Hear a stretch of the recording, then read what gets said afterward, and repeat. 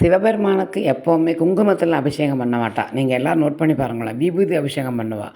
அதே மாதிரி சந்தன அபிஷேகமும் பண்ணுவாள். குங்குமத்தில் அபிஷேகம் பண்ண மாட்டாள். ஏன்னா குங்குமம் அப்படிங்கிறது வந்துட்டு பெண்களுடைய அழகின் அடையாளம் அப்படின்னு சொல்லுவாங்க. ஒன்று. ரெண்டாவது, கல்யாணம் ஆனவா மட்டும்தான் அதை குங்குமம் வச்சுக்கலாம். உச்சி போட்டு நெத்தியில் குங்குமம் வச்சுக்கணும் பிரத்யேகமாக அப்படிங்கிற மாதிரி ஒரு சில இது இருக்கிறதுனால உங்களுக்கு சிவபெருமானுக்கு குங்குமத்தில் அபிஷேகமே பண்ண மாட்டார். அதையும் மீறி குங்குமத்தில் யாராவது அபிஷேகம் பண்ணினேன்னா அதை அவர் ஒன்றும் ஏற்றுக்கொள்ள மாட்டார். ரெண்டாவது, அவருக்கு வந்துட்டு கோபம் வரும் அப்படிங்கிற மாதிரி, அவருடைய கோபத்திற்கு ஆளாகும் அப்படிங்கிற மாதிரியும் சொல்லப்படுகிறது. ஸோ அதனால் முடிஞ்ச வரைக்கும் நீங்கள் தெரிஞ்சோ தெரியாமலோ யாரும் சிவபெருமானுக்கு குங்குமத்தில் அபிஷேகம் பண்ண வேண்டாம். அவருடைய கோபத்திற்கு ஆளாகவும் வேண்டாம்.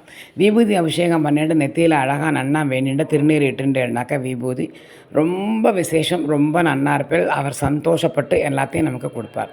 விபூதிக்கு ஈடு எதுவுமே கிடையாது அப்படிம்பாங்க.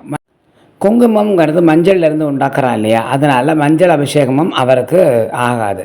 ஸோ தெரிஞ்சோ தெரியாமலோ இனிமேல் யாரும் சிவபெருமானுக்கு குங்குமத்தில் அபிஷேகம் பண்ண வேண்டாம். அதே மாதிரி மஞ்சள்லையும் அபிஷேகம் பண்ண வேண்டாம். விபூதி சந்தனம் அபிஷேகம் எல்லாம் பண்ணுங்கோ, ரொம்ப விசேஷம்.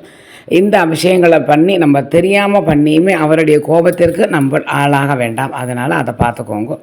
கல்யாணம் ஆனவா தயவு பண்ணி நெத்தியில் உச்சி பொட்டு வச்சுக்கோங்க, ரொம்ப விசேஷம். பொட்டு இட்டுக்காமல் இருக்கவே கூடாது. அதை மட்டும் கொஞ்சம் பார்த்துக்கோங்க. உங்கள் குழந்தைகளுக்கு எல்லாருக்குமே நம்ம நெத்தியில் பொன் குழந்தையாக இருந்தால் நெத்தியில் பொட்டு இட்டுக்கணும் அப்படிங்கிற வார்த்தையை சின்ன குழந்தையிலேருந்தே நீங்கள் சொல்லி கொடுத்து அவளை வளர்த்துருங்கோ. அவளுக்கு அதெல்லாம் நன்னா புரியும்.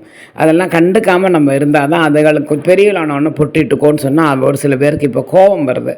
ஸோ அதனால் தயவு பண்ணி குழந்தையிலேருந்தே எல்லாருக்கும் பெண் குழந்தைகளுக்கு குங்குமம் கொஞ்சோண்டு இட்டு நீங்கள் பழகிட்டேன்னா பெரியவளானவொன்னே அவளே உச்சிப்பட்டு இட்டுருவா.